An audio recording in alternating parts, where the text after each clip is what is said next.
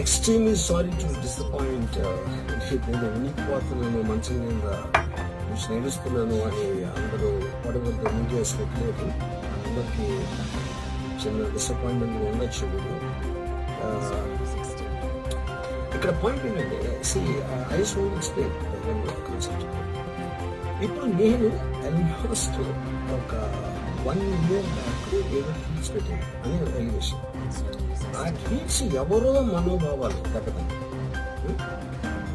ఇక్కడ విచిత్రం ఏంటంటే 1 year బ్యాక్ పెట్టిన ట్వీట్స్ 4 డిఫరెంట్ ప్లేసెస్లో 4 డిఫరెంట్ జ్యూరిస్డిక్షన్స్లో 4కి ఒకే 3-4 రోజుల వ్యవధిలో వాళ్ళ మనోభావాలు దెబ్బతాయి. వాళ్ళు ఆ పరంగా కంప్లైంట్ ఇవ్వడం, కేసు పెట్టడం జరిగింది. ఇక్కడ పాయింట్ 1, ఎవరి మీద అయితే నేను పెట్టానని వాళ్ళు చెప్తున్నారో వాళ్ళకి